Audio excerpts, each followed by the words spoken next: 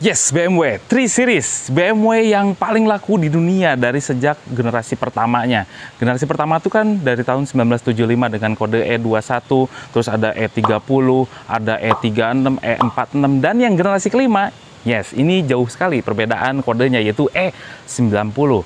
Dan ini gitu ya, variannya tuh agak banyak karena E90, E91, E92, E93. Padahal sebelumnya di E46 itu versi wagon, versi sedan itu semua disamaratakan kodenya. Kalau ini berbeda. E90 untuk sedannya, E91 untuk wagon, E92 untuk coupe, dan E93 untuk yang cabrioletnya. Dan juga ada versi yang powerfulnya yaitu BMW M3. Trim-trimnya juga banyak di BMW E90, yaitu ada lifestyle, ada bisnis, ada eksekutif, ada ultimate, dan sport. Ada 5. Dan ada faceliftnya di BMW E90 dengan nama BMW LCI atau Life Cycle Impulse. Saya nggak tahu artinya itu apa. Yang pasti, trim lifestyle itu dihilangkan pada tahun 2008. Nah, mesinnya juga banyak. Ada 3 kalau yang di Indonesia secara masuk resmi. Ada 320 versi basicnya, 325 dengan 2500 cc, dan 330 dengan 3000 cc-nya. Tapi pada faceliftnya, 330 itu dihilangkan lagi karena tidak laku dan harganya terlalu tinggi di Indonesia. Nah, saya itu jadi penasaran banget ya, apa saja faceliftnya, apa saja unik-uniknya di BMW E90. Dan ini merupakan BMW kedua yang hadir di Aspros Auto sebelum F30, ya itulah BMW seri 5. Welcome back to Aspros Auto, and this is BMW E90.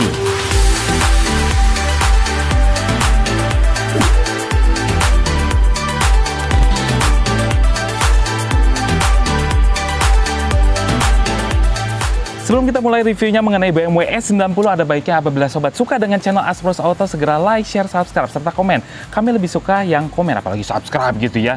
Kalau yang komen, kita bisa belajar ilmu-ilmu yang ada di komentar. Nah, karena netizen Indonesia itu pinter-pinter. Mobil ini saya pinjam dari Kang Anto. Itu bisa dilihat Instagramnya di situ, Super Wiro 212. Wiro Sableng kali ya. Nah, ini BMW-nya alhamdulillah terawat dengan baik, dan saya agak sulit menemukan dengan BMW kondisi original seperti ini. Unitnya bisa saja dijual atau tidak. Kalau sesuai harganya bisa tanyakan saja langsung ke Om Anto. Instagram di situ. Kali ini saya syuting dengan outfit dari Make Out. Yes, lihat keren-keren ya kawas-kawasnya, terus juga topinya dari Make Out juga. Kalau penasaran bisa lihat Instagram di situ. Itu banyak koleksi yang keren-keren dari situ. Let's talk about this BMW E90. Drone desainnya seperti ini. Ya memang kalau bisa dilihat gitu ya, dari generasi E46 terus ke E90, bagian depannya itu tidak begitu dramatis gitu ya perbedaannya.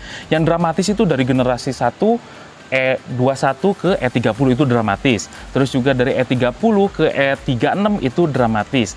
E36 ke E46 ya lumayan lah. E46 ke sini nggak begitu dramatis.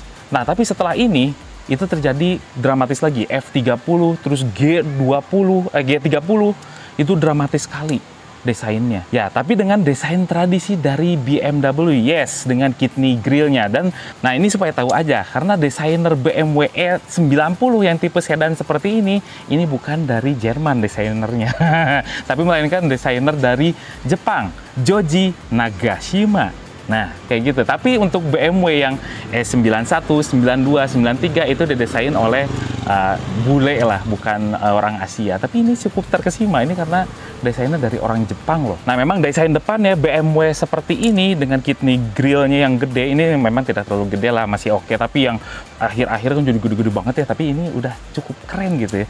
Pas aja gitu, kidney grillnya sebelah sini, dan juga lampunya seperti itu, bumpernya seperti ini. Kalau ditanya faceliftnya di mana, Kang? Nah, ini ada banyak ternyata di bagian depan. Di tahun 2008, akhirnya kap mesinnya punya punuk di bagian tengah. Terus juga kidney grillnya berbeda. Kalau yang ini ada patahan garis tegas. Tapi yang faceliftnya dia membulat dengan chrome di sekeliling. Ini chrome-nya terlalu gede nih di bagian atasnya. Tapi kalau yang faceliftnya itu lebih refine gitu ya, lebih bagus. Terus juga di bagian headlampnya dia mempunyai lampu sein LED di bagian pinggir sebelah sini dan sudah proyektor. Sedangkan yang ini belum pakai proyektor. Di fog lampnya itu dikasih aksen chrome sampai ke bagian depan, karena kalau yang ini depan-depannya tuh dekat-dekat lampu mikanya itu hitam reflektornya. Kalau yang facelift itu sudah chrome. Terus juga dari bagian bumpernya kalau yang ini terlihat tegas gitu ya. Ada garis tegas ini dipatahin. Tapi kalau yang facelift dia lebih flowing gitu desainnya, dan lebih apa ya, enak, dinamis. Dan itu menjadikan di bagian center bumpernya itu menjadi lebih membulat gitu untuk yang faceliftnya. Seperti biasa mobil-mobil Eropa gitu ya, itu kecerutannya disumputin. What the meaning of kecerutan? Dan ya oke, terlihat keren di sebelah sini ada konturnya, sama aja dengan yang facelift, tapi yang facelift kan tadi ada punuk tengahnya, yang ini nggak ada. Desain velgnya tuh seperti ini, tapi yang luar biasa di S90 adalah pemakaian pertama di generasi BMW-nya dengan run flat tire. Yes, ban yang nggak kempes-kempes gitu, walaupun udaranya tuh zero. Nah, itu bisa dipakai sampai 80 km per jam maksimal dan sampai 150 km. Bisa berjalan tanpa udara. Dan motif velgnya itu untuk yang pre-facelift seperti ini, tapi yang facelift itu berbeda motifnya. Dengan ukuran ban 225/50 ring 17. Kok jadi keren? Ini racun banget sih, setiap saya review mobil Orion seperti ini, itu saya jadi pengen. Tapi kalau udah beli, saya bingung milih asuransinya. Yang bagus apa? Sayang banget kan? Oh, ada LifePal. Ya, LifePal. Bila Anda membutuhkan konsultasi mengenai asuransi mobil yang terbaik untuk mobil Anda, maka ingat-ingat LifePal, sebuah marketplace asuransi. Di sana bisa memilih berbagai asuransi yang cocok untuk mobil kalian, dan ada diskonnya juga loh. Klik link yang ada di kanan atas atau klik link yang ada di deskripsi video ini. Anda akan didirect ke website LifePal, dan di sana Anda bisa isi data jenis kendaraan yang sedang sobat pakai. Jangan lupa isi data diri juga ya. Dan tara, pilihan dari berbagai penyedia asuransi mobil ada di sana semua. Jadi Anda bisa memilih sesuai budget dengan pilihan asuransi yang terbaik untuk Anda. Kalau masih bingung juga, udah klik aja chat WA-nya agar bisa berkonsultasi dengan kami. Ingat asuransi, ingat LifePal. Untuk bagian sampingnya memang flawless, saya tidak ada komplain. Garis-garisnya terlalu sempurna. Dan ini apa ya, walaupun ada garis kontur yang sangat tajam di sini yang dibawa dari generasi BMW seri 1 itu ada di sini. Nih, garisnya sampai ke bagian depan. Tapi ini agak samar sampai ke bagian depan karena over fendernya besar. Jadi ini BMW seri 3 tuh ingin menobatkan dirinya sebagai sport compact eksekutif, sport eksekutif compact car di BMW seri 3. Sportnya, lihat, over fendernya dia hampir menyerupai Z3, Z4, dan juga ini kap mesinnya itu agak nonjol ke atas, sport lagi, eksekutif, benar-benar dia menampilkan garis-garis elegan gitu ya, dan juga dia menobatkan dirinya sebagai compact, karena ini adalah BMW seri 3, di bawahnya seri 5, bisa dipakai oleh pengusaha muda gitu ya, eksekutif muda gitu yang fucek boy. Ups. Nah, di sini dia mempunyai garis-garis yang flawless, saya tidak ada komplain, dan lihat ini terlihat manis sekali gitu ya. Di sini juga handle-nya sudah model tarik, dan juga spionnya sudah berbeda dari generasi E46 yang agak kotak. Kalau ini sudah membulat, lebih dinamis, dan juga bagian belakangnya enak. Pilar C-nya itu kecil, terlihat kecil karena didominasi oleh kaca yang besar. Lihat sampai ke belakang sini, dan bahkan kalau dibuka gitu ya, ini sandarannya kita masih bisa noong ke sini. Terus juga dia punya yang namanya ini nih, jadi patahan pintu sampai ke bawahnya ini terlalu tebal ya, mengakibatkan kalau kita naik ke dalam gitu ya. Nah, ini kalau dibuka, ininya tuh tinggi banget, jadi kakinya tuh berada di bawah, yang mengakibatkan kalau cewek-cewek naik sini itu membuat naik pitam para lelaki karena ininya sering diinjak. Yes, itu sering diinjak. Sekarang kita ke belakang. Nah, inilah bagian belakangnya. S90 mendapat komplain terbesar dari sebuah fans 3 series BMW fanatik gitu ya. Karena bentuk belakangnya itu tidak begitu elegan lagi, tidak ada lampu belakang yang L-shape lagi. Dan ini ya, ini hampir serupa dengan Honda City gitu bagian belakangnya. Honda City yang tahun 2010-an, 2000 itu pokoknya seperti itulah bentuknya. Nah, ini akhirnya di-revise, facelift di tahun 2008 dengan L-shape lagi. Nah, di sini tuh ada perubahan bentuk lagi di sebelah sini. Ini jadi merah semua, tapi ada lampu atretnya tetap di sini, cuman kecil aja untuk putih-putihnya. Terus juga untuk tarikan garis bagasi belakangnya ini tidak dipatahkan lurus sampai ke sini, tapi agak sedikit membulat di faceliftnya. Terus juga lampu belakangnya sudah LED. Kalau ini kan belum ya, masih pakai halogen. Terus juga di bagian bawahnya bempernya juga berbeda ternyata. Nah, di bagian bawahnya kalau yang versi facelift itu ada tonjolan di sini. Jadi sedikit ada layernya gitu, ada 2 layer sampai ke bagian menyendok di bagian bawahnya gitu. Nah, seperti biasa gitu ya, untuk sebuah BMW itu lengkap sekali. Di atasnya sudah ada rear defogger, ada third brake clamp-nya, dan juga shark fin antena. Baby shark, udah masuk ke interior. Oke, sekarang kita bahas di bagian interiornya. Sebuah BMW E90. Jadi di bagian interiornya memang fine banget, refine, keren, sporty, tapi elegan juga. Tapi ini sedikit membosankan bagi saya ya gitu desainnya. Sebuah BMW ini agak-agak bosan gitu melihatnya. Dan di sini materialnya itu di atas soft touch, bener-bener soft touch. Ke bagian sebelah sininya ada wood panelnya, keren. Padahal ini adalah tipe terendahnya dari sebuah BMW E90 sampai ke bagian sini, sampai ke trim pintu untuk wood panelnya. Yes. Nah di sini kita bisa lihat speedometernya tuh sangat simple. Yang paling besar itu klasternya cuman RPM sama speedometernya. Dan di sini juga seperti biasa ada penggunaan bahan bakar gitu ya. Itu semakin boros, kalau digas tuh semakin boros atau enggak itu ada indikatornya. Terus juga di sini ada yang namanya fuel gauge. That's it. Yang lainnya dia pakai odometer digital model kalkulator. Nah, terus bedanya dengan yang facelift itu apa? Yang facelift itu ada yang namanya layar LCD yang gede dengan iDrive-nya yang difungsikan dari sebelah persneleng, apa ini namanya, transmisi gitu. Tapi ini belum ada karena sebuah pre-facelift. Dan di sini setirnya tuh compact sekali. Di sini ada pengaturan volume audio dan di sini juga ada yang namanya untuk pengaturan AC, bisa dibuka tutup, bisa dari setir juga. Ini aneh sekali ini. Ngapain ada AC di sini? Nah, terus kuncinya tuh kayak gini, modelnya kotak dan kita tinggal masukkan ke slot di sebelah sini. Nah, dulu tuh sangat-sangat populer dengan model kunci seperti ini. Kemudian versi 320 yang saya review ini sudah dilengkapi dengan GPS yang terdapat dari BMW-nya sendiri. Ya, ini sih kalau saya lihat modelnya model Garmin ya, Garmin yang pada saat itu masih tenar. Karena pada saat itu handphone tuh belum ada map kayak sekarang ada Gmaps, terus juga ada Waze gitu, itu belum ada, makanya dilengkapi dengan ini. BMW E90 itu sudah dilengkapi dengan push start button, terus juga di sini terlihat simple sekali gitu ya. Kisi AC-nya itu ada 4, bisa dibuka tutup di masing-masing kisinya. Di sini ada central door lock gitu ya, dan di sini juga ada tombol hazard dan juga tombol DTC. Yes, di bawahnya juga ada yang namanya head unit. Head unitnya tuh built-in. Ya memang BMW dari dulu seperti ini. Dan juga ini sudah berformat MP3. Di sini ya seperti biasa, ini suaranya bulat sekali gitu ya, enak sekali untuk didengarkan. Di bawahnya ada cluster AC, ada fan speednya, ada autonya. Udahlah, nggak usah diceritain, ini cukup lengkap sekali. Untuk semburannya, front defogger juga ada, sampai ke heaternya juga ada. Terus di sini ada tempat penyamaran tertutup atau asbak gitu ya. Kalau pada zaman itu masih tenar banget dengan asbak. Terus juga transmisinya model seperti ini, masih BMW yang keluaran tahun 2000-an, karena yang sekarang kan pakai centilan-centilan gitu, kecil banget. Tuh sih, kalau ini masih sporty. Dan di sini ada tempat penyamaran terbuka di bagian tengah, dan di sini ada glove box dengan ini ada sedikit chiller. Nah, chiller pakai kalengnya tuh kaleng yang kayak kaleng Coca-Cola gitu, dimasukin ke sini itu bisa dingin. Dan di sini di sebelahnya ada yang namanya tempat penyimpanan untuk handphone yang zaman dulu yang badik-badik gitu. Dah, kemudian dari bagian sini glove box-nya soft opening banget.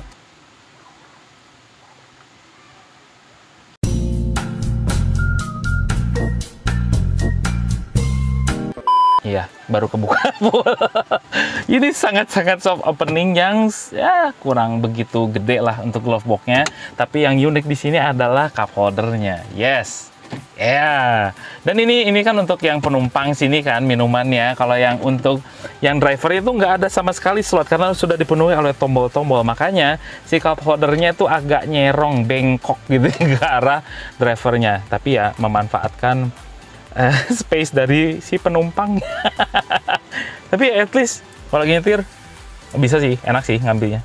Tapi misi ya gitu ya, nanti dikiranya untuk meraba-raba paha wanita gitu ke sebelah sini karena tangannya tuh ke sini. Apaan sih? Mamong, I can. Why are you always horny? I can't let this continue. I will punish you. Nah, terus untuk yang versi ini gitu ya, sudah pakai jok kulit. Joknya enak, terus juga side supportnya enak, tinggi, headrestnya pas, headroomnya oke. Dan di sini juga ada sunshade dengan, ya belum ada lampunya. Untuk di bagian driver juga sudah dikasih vanity mirror. Terus juga di sini ada lampu kabinnya dengan reading lampnya sudah ada. Oke, terus yang unik lagi apa ya untuk BMW ini? Ah, ini dia. Saya suka door trim ya. Karena apa? Karena pegangan pintunya tuh menukik ke bawah. Jadi kalau bisa menukik ke atas itu tombol-tombolnya jadi nggak enak, kita megangnya tuh gini gitu ya. Tapi ini menukik ke bawah yang membuat tangan kita tuh sangat rileks dan panjang sekali sampai ke bagian dashboard. Nah, di sini juga ada power window-nya lengkap, auto up, auto down, ada electric mirror, terus juga di bagian dashboard-nya ada yang namanya untuk pengaturan lampu dengan manual leveling. Ini masih halogen sih, ya. Masih halogen di sini, terus juga lengkap, ada fog lamp depan, fog lamp belakang. Speakernya, ini walaupun speakernya cuman standar ada 4 kali ya. Twitternya di mana ya? Ya, speakernya ada 4, sementara ini baru ketemu 4. Oke, sekarang kita ke bagian belakang. Ah, satu lagi. BMW ini belum dilengkapi electric seat yang 320 ya. Karena BMW ini, oh iya, satu lagi. BMW ini belum dilengkapi dengan electric seat. Tapi saya suka gitu ya dengan tidak adanya electric seat. Tidak begitu rewel dan tidak begitu harus ada maintenance. Ini tinggal dorong, angkat gitu ya, lebih enak, lebih praktis. Masuk ke bagian belakangnya, memang joknya itu agak apa ya, nyender banget. Ini agak nggak sinkron ya, karena untuk joknya dia menanjak ke atas, tapi ininya senderannya itu terlalu tegak gitu, jadi agak kurang nyaman bagi saya, kurang nyaman. Terus di pinggirnya, ini di pinggir-pinggir sebelah sini, kiri kanan, itu gede banget. Jadi badan kita tuh kayak kagok gitu loh, kayak disuruh ke tengah dong gitu sama busanya. Nah, terus juga apa ya, leganya oke lah gitu ya, leganya oke, ada 7 jari, headroomnya oke, tapi duduknya memang kurang enak untuk di bagian penumpang belakangnya. Nah, di belakang tuh ada apa aja? Di sini ada headrestnya, ada 3 buah, terus di sini juga ada armrest yang besar, di sini juga ada tempat cup holder lengkap, terus di sini ada bukan double blower ya, kalau ini adalah embusan dari depan dianginkan lagi ke bagian belakang. Yes, di sini juga ada yang namanya asbak.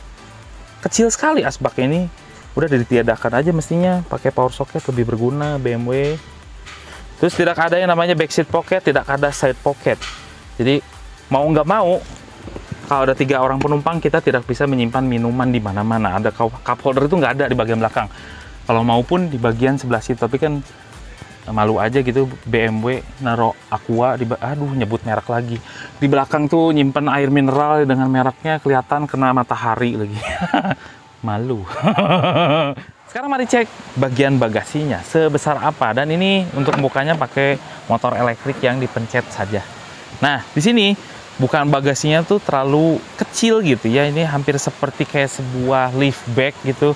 Bukaannya kecil, terus juga ininya tinggi, tapi karena tinggi gini, ininya menjadi dalam sekali.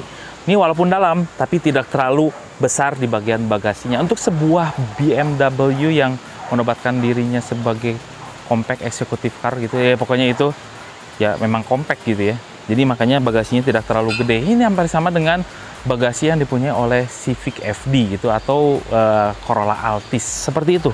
Dan di sini BMW karena udah RFT, di bagian bawahnya tidak dilengkapi dengan ban serep. Berani-beraninya BMW pada saat itu.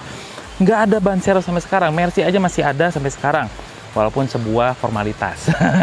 Nah, di sini tidak ada ban serep sama sekali, makanya dia mempunyai space untuk naro-naro lap-lap kanebo yang aneh-aneh gitu, masukin ke dalam bagasi sebelah situ. Sebelah kanannya bisa untuk buku panduan. Nah, di sini itu ditaruh buku panduan di bagian belakang. Di bagian belakang ditaruh di sini. Pas sekali. Dan di sebelah sini itu untuk naro-naro toolkit lagi lah, dan di sini ada dongkrak. Dah, ini tidak terlalu istimewa lah bagian bagasinya sebuah BMW i90. Sekarang kita bahas mesinnya. i90 dia pakai mesin yang 2000 cc, jadi kodenya tuh masih sama. 320 berarti 2000 cc, 325 artinya 2500 cc, 330 artinya 3000 cc. Nah, yang di bawah ini adalah tipe yang N46B20 yang artinya 2000 cc, 4 silinder dan DOHC gitu ya. Dan dia punya keluaran tenaga sekitar 150 horsepower dan torsinya adalah 200 Nm. Tapi pada faceliftnya tahun 2008 itu sayangnya berganti mesin gitu ya di luar negeri, tapi sayangnya di Indonesia itu masih pakai tipe yang ini. Nah, kalau di luar negeri dia pakai kode N43 yang lebih bertenaga, 170 horsepower dan torsinya ada 210 Nm. Nah, konon katanya mesin N46 yang dipakai E90 ini sedikit sensitif gitu ya. Jadi salah sedikit agak airflow-nya gitu ya, gitu RPM-nya ya I don't know sih, tapi yang saya pakai tadi dari tempat ambil mobilnya terus ke tempat syuting seperti ini masih enak banget. Tenaganya keluar sekali. Sudah ada sedikit strut bar situ, kecil-kecil aja. Tapi mending ini daripada nggak ada sama sekali, ini ada strut barnya. Nah udahlah, pokoknya nggak sabar, saya pengen test drive. Test drive BMW S90. Yes. Akhirnya saya bisa merasakan, dan ini kilometernya masih cukup rendah. 88.000 tahun 2008 pre-facelift. Jadi memang kalau dibandingkan dengan BMW E46 ini, yang saya rasakan pertama kali adalah suspensinya. Yes, E46 dia mempunyai suspensi yang lebih empuk daripada ini. Cuman ya memang ya karena empuknya itu, E46 pengendaliannya lebih apa ya, lebih agak-agak limbung gitu daripada E90. E90 dia agak keras tapi masih kerasnya khas Eropa gitu ya, yang masih agak mengayun, jadi masih cukup ditolerir untuk kerasnya. Untuk sebuah BMW ini masih cukup nyaman. Dan karena kerasnya juga, ini pengendaliannya menjadi lebih gesit, tapi tidak se-fun to drive E46. Kalau dari nyetirnya itu lebih enak di E46 atau lebih epic di E46. Nggak tahu kenapa. Ini serasa kayak biasanya kalau BMW itu menerapkan tradisi untuk driver oriented banget gitu ya. Tapi kalau E90 ini udah nggak kayak gitu lagi gitu, rasanya tuh kayak gitu.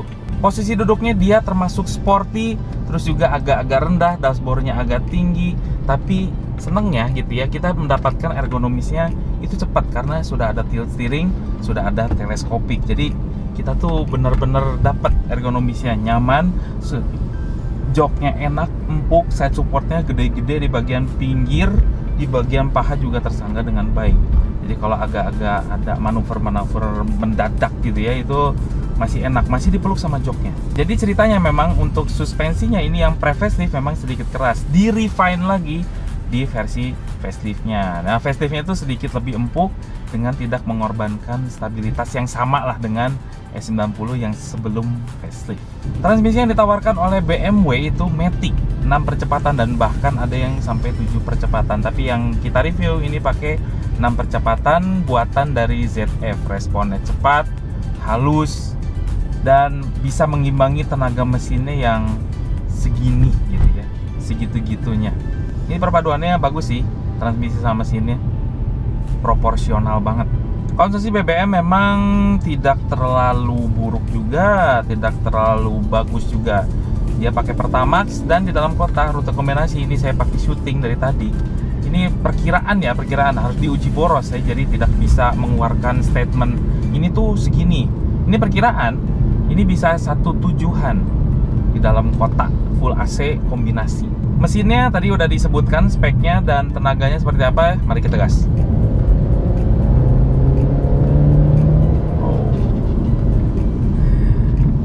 Jadi sebetulnya dia tidak menggebu-gebu ya, tenaganya tuh dibilang underpower enggak, tapi tidak menggebu-gebu. Torsinya tuh terlalu lembut untuk bisa menarik bobot dari mobilnya.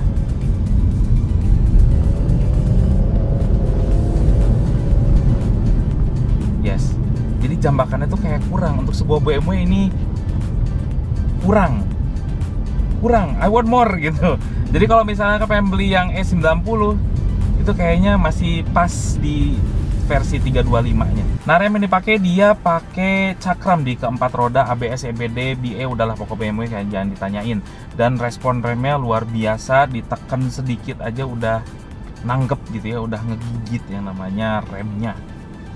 Nggak ada komplain di remnya, keren. Oke, peredaman kabinnya oke, mesinnya tidak masuk, suara bannya tidak terlalu mengganggu, traffic noise-nya malah agak sedikit masuk.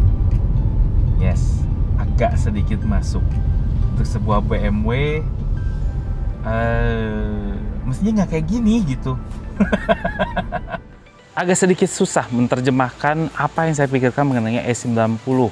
Pengendaliannya bagus, fun to drive, terus juga gesit, udah gitu nyaman, dibilang nyaman ya masih moderate lah, karena suspensinya tidak terlalu empuk juga. Terus juga desainnya flawless. Kalau masalah desain udah pasti BMW itu nempel para wanita gitu ya, fucek boy. Tapi untungnya saya sudah bukan zamannya seperti itu. Yang nempel adalah istri sendiri, cie. Terus juga dia kelebihannya punya dashboard yang bagus gitu ya, tapi tidak terlalu kuat materialnya dan juga terlalu membosankan untuk dilihat. Walaupun dia udah wood panel dan segala macam, tapi it's so boring gitu berada di dalamnya. Tidak seperti BMW yang biasanya. Di M46 itu masih lebih keren lah. Jadi step ahead di atas tahunnya gitu. Nah, walaupun seperti itu gitu ya, punya kelebihannya, tapi ada minusnya. Nah, minusnya itu adalah dari teknologi-teknologi BMW yang memang saya harus akui, BMW itu step ahead di atasnya dari Mercedes-Benz. Seperti ban run flat tire-nya. Nah, itu kalau misalnya udah nggak pakai itu kan ada sensor-sensor yang berbunyi, biasanya harus dimatikan dan segala macam, atau di-reset segala macam. Terus juga dia mempunyai mesin yang sedikit lebih sensitif daripada BMW lainnya, yang mengakibatkan dia merawatnya tuh agak terlalu mahal gitu. Untuk merawat sebuah S90 itu mahal.